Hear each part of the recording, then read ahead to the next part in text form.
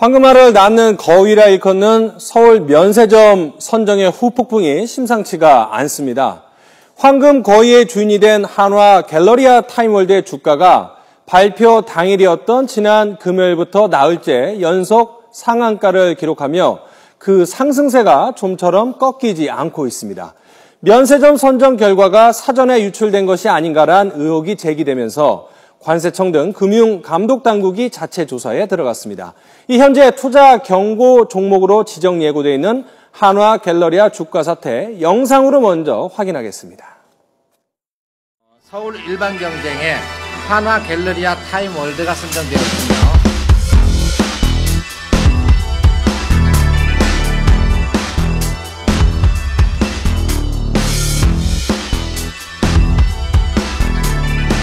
결과를 어느 정도 수집 입수를 하기 시작하는데 2시 반이 넘어 3시 정도 입수가 됐기 때문에 밖의 주가 상황하고 전혀 관련성은 저희가 없었다라고 판단을 합니다.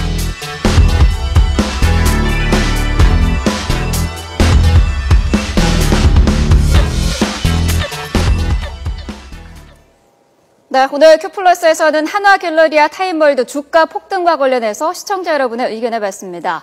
샵 1988로 궁금하신 점이나 의견 보내주시면 방송 중에 여러분의 문자를 소개해드리겠습니다. 자, 전문가와 함께 자세히 짚어보겠습니다. 정철진 경제평론가와 함께합니다. 어서 오십시오. 네, 안녕하십니까. 자, 그러니까 이제 한화 갤러리아가 자신들, 그러니까 하나그룹 소유인 63빌딩의 면세점을 짓겠다. 이래서 선정이 됐는데 당초 발표 전에 한화 갤러리아는 유력 후보군에 들지는 못했던 걸로 알고 있는데 어떻게 주식시장에서는 상한가를 쳤는지 발표 전에 그게 궁금하거든요. 그렇습니다. 그게 미스테리였고 그것 때문에 지금 일파만파 거래소에 이어 오늘은 이제 관세청까지도 조사에 착수를 하게 된 건데요.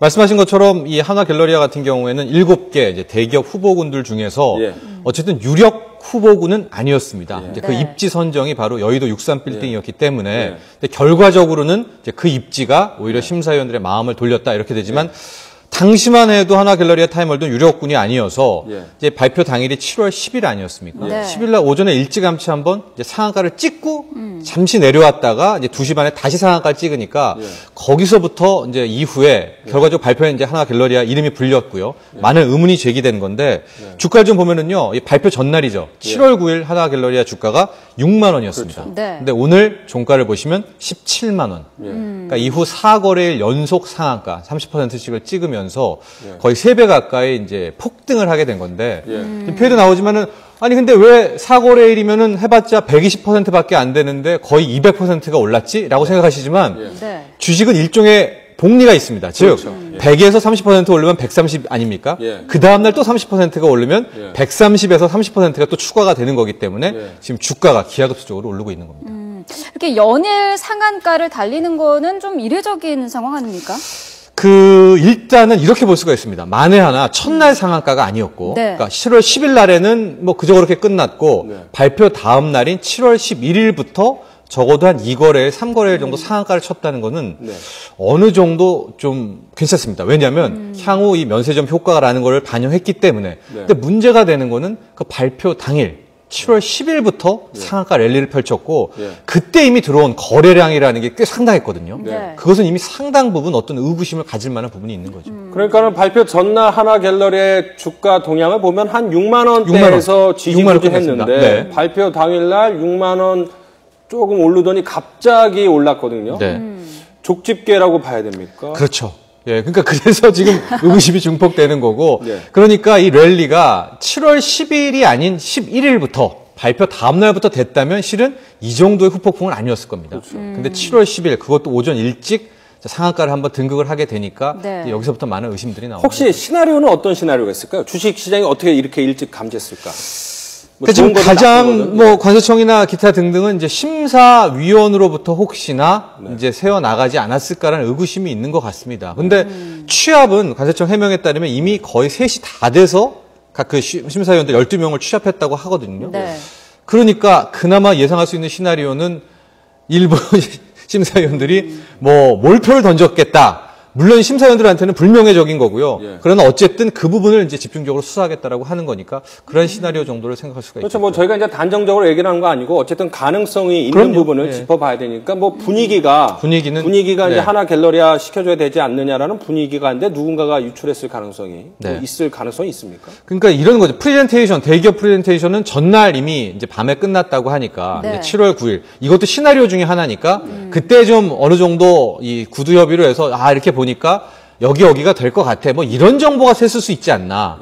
그 정도에. 그리고 이제 7월 10일 날 실제적으로 채점표를 냈고 뭐 3시에 합산을 했고 이 정도 가능성 아마 검찰 관세청 조사가 펼쳐지고 있으니까 여러 가지를 검토하고 있을 겁니다. 네. 근데 면세점으로 선정된 그 호텔 신라 같은 경우는 지금 이 정도는 아니거든요. 한화 주가만 왜 이렇게 오르는 걸까요? 이런 겁니다. 한화 같은 경우에 호텔 신라 같은 경우에는 어느 정도 이미 뭐 규모의 경제도 있고 면세점 효과가 뭐 그렇게 분명히 좋겠지만은 이런 폭등 양상까지는 펼쳐질 정도가 아닌데 한화 갤러리아 타임월드 같은 경우에는 이번 면세점 효과 선정이 상당합니다. 즉 그래서 지금 증권가에 나오는 예측이 올해 한 매출액이 한 4,400억 정도는 달성될 수가 있을 것 같은데 내년은 거의 9천억입니다. 두 배 가까이 될 수가 있겠다. 후년 2017년은 1조 1,000억에서 1조 2천억까지. 거기서 또 다시 뭐 한 30~40% 또 매출 상승을 예측하거든요. 적어도 2년에서 3년 내지는. 그러니까 주가의 흐름은 뭐 2년, 3년치를 단박에 반영하는 이제 그런 게 바로 주가의 선행 지표로서의 흐름이 있기 때문에 실은 주가 자체로만 보면 아직까지는 이제 이 6만 원에서 17만 원까지 오른 것이 아직까지는 좀 설명이 됩니다. 그러나 이제 이 이후부터는 분명히 과열 양상인 건 사실이죠.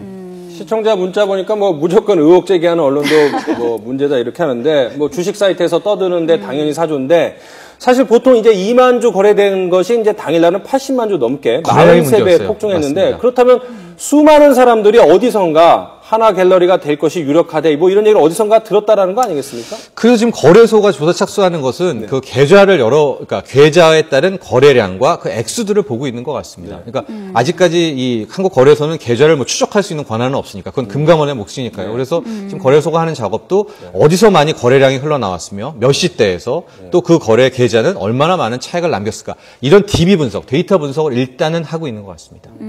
그런 조사를 통하면 어느 정도 진실 같은 게 밝혀질 수 있을까요? 의혹이 있다면 의심 계좌들은 몇몇 계좌들, 가다 거래량이라든가 그런 것들은 파악이 될 것이고 요 다음 수순은 이제 그 자료를 고스란히 금감원에게 넘기게 되고요. 이제 금융감독원이 본격적으로 계좌 수사를 하게 되죠. 이게 만약에 사실로 확인이 되면 어떤 파장이 있을까요? 이 부분이 이제 또 많은 이야기가 나오고 있는 건데요. 이게 어떤 식으로 결론이 날지는 모릅니다. 근데 지금 관세청 오늘 CCTV 같은 경우에는 지금 CCTV 검사하겠다라는 그 의도를 봤을 때 관세청 측은 아마 심사위원들에 대한 어떤 의구심 때문에 조사를 하는 것 같아요.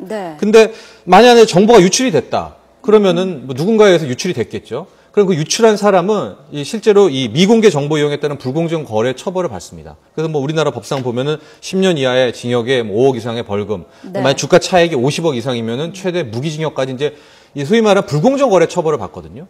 근데 이런 겁니다. 만에 하나 유출이 됐다고 해서 요번에 선정됐던 뭐 그 업체를 뭐 무효로 한다라든가 이런 규정은 없는 거거든요. 그러니까 지금 뭐 다시 이 선정 자체에서 뭐 두 곳이 HTC 신라나 하나타임 갤러리아가 무효가 되는 건 아니고요. 그 유출 자체에 대한 처벌로 아마 이 처벌이 집중되지 않을까 보여집니다. 어쨌든 의혹과 상관없이 많은 주식 투자자들이 지금 하나 갤러리아 주식을 사려고 상당히 노력들을 하고 있는 것 같습니다. 오늘 차트 보니까요. 거래량이 68만 주 나왔는데 11시 반 이후에는 이제 거래량이 없었다는 겁니다. 이게 무슨 뜻이냐면요. 기존에 들고 있는 분들이 이건 더 갈 것이다라고 해서 물량을 내주질 않는 거예요. 그러니까 꽉 홀딩을 하고 있다는 얘기거든요. 그러니까 이 정도의 지금 거래량 없이 상을 11시 반 이후에 찍었다라는 건 아마 내일이건 모레건 좀 더 상승 여력이 있을 것 같은데 정석 투자를 말씀드리면 이미 이제 앞으로 주가 매출과 순이익 추이 2016년, 17년까지 대비 주가는 상당 부분 지금 오르는 건 사실이거든요. 그러니까 투자자 여러분들도 이제부터는 좀 신중한 영역에 돌입하는 것이 맞지 않나 보입니다. 그런데 이제 감세청이 뭐 자체 감사도 하고 거래소랑 별도로 CCTV도 확보하고 한다는데. 그런데요.